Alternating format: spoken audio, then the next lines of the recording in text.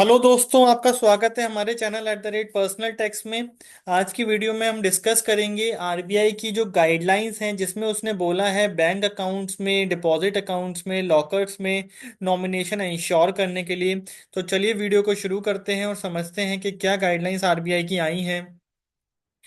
Nomination facility, जैसा कि आप जानते हैं, ये बहुत ही ज़रूरी फैसिलिटी होती है, ये बहुत ही ज़रूरी चीज़ होती है आपके अकाउंट में, जो कि आपको मतलब भगवान न करे डेथ में या किसी भी ऐसी सिचुएशन में आपके अकाउंट में से किसी और को पैसा लेना हो तो वहां पर ये काम आती है। नॉमिनेशन का मतलब होता है कि मान लीजिए एक्स ने अपने अकाउंट में 10 लाख रुपए जमा किए, तो वो वाई को यानी कि अपनी स्पाउस को या फिर अपनी मदर को या फिर अपने बच्चों को नॉमिनी बनाता है कि उसकी डेथ के बाद या उसे कुछ भी हो जाए तो उसके बाद वो पैसा उसकी नॉमिनी ले पाए।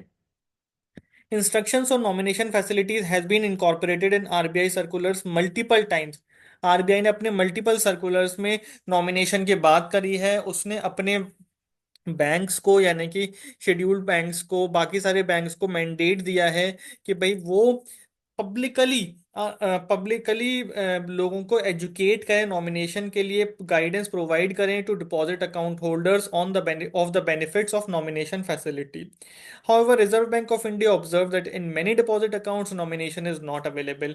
अभी भी बहुत सारे अकाउंट्स में नॉमिनेशन नहीं है। डिपॉजिट्स में, लॉकर्स में नॉमिनेशन इसलिए होना ज़रूरी है क्योंकि उसमें पैसा रहता है। डिपॉजिट में आपका एफडी है, आरडी है, लॉकर में आपका सामान रखा है, नॉमिनेशन नहीं होगा तो आपको कुछ भी हो जाता है तो उसके बाद आपके उस सामान का, उस पैसे का जिम्मेदार कौन है, इसके लिए नॉमिनेशन होना बहुत ज़रूरी है। तो आरबीआई ने ये देखा कि बहुत सारे अकाउंट्स में अभी भी नॉमिनेशन नहीं है। To avoid inconvenience and undue hardship to survivors, family members of deceased depositors, RBI reiterated that the need to obtain nomination in case of all existing and new customers have deposit accounts, safe custody articles, safety lockers। इन सब में nomination होना बहुत जरूरी है।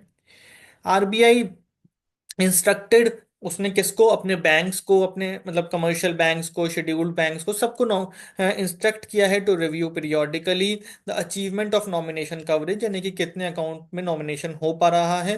Progress उनको उस regard में RBI के दक्ष पोर्टल पर अपलोड करनी है क्वार्टरली स्टार्टिंग फ्रॉम 31 मार्च 2025।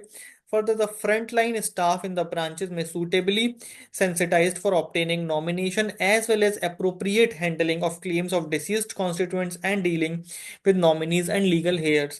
तो यानी कि फ्रंट लाइन स्टाफ को इंस्ट्रक्शंस दिए गए हैं कि भाई आप नॉमिनेशंस कराओ, जहां पर नॉमिनेशंस नहीं है वहां पर कैसे क्लेम हैंडल करना है या फिर नॉमिनी लीगल हेयर से कैसे डील करना है। Account opening form may be modified suitably with provisions for the customers to avail or opt out of the nomination facility।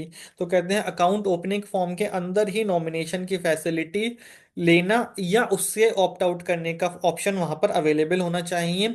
Apart from directly notifying the customers, RBI advise पब्लिसाइजिंग the benefits of using the nomination facility through various media, यानी कि वही social media का use करना चाहते हैं nomination का फायदा बताने के लिए, including launching of periodical drives towards achieving full coverage of all eligible customer accounts. तो अलग अलग तरीकों से, अलग अलग चैनल से, अलग अलग ड्राइव से ये अचीव करना चाहते हैं कि भाई हर एक डिपॉजिट अकाउंट में नॉमिनेशन होना चाहिए। Thank you very much. एक हमारी छोटी सी वीडियो थी जिसमें हमने आपको बताया कि आरबीआई की नॉमिनेशन के ऊपर क्या गाइडलाइंस आई हैं। आप हमारे चैनल @पर्सनल टैक्स को सब्सक्राइब करके हमें कमेंट्स में बता सकते हैं कि आप हमसे और किन टॉपिक्स के ऊपर वीडियोस चाहते हैं। Thank you very much.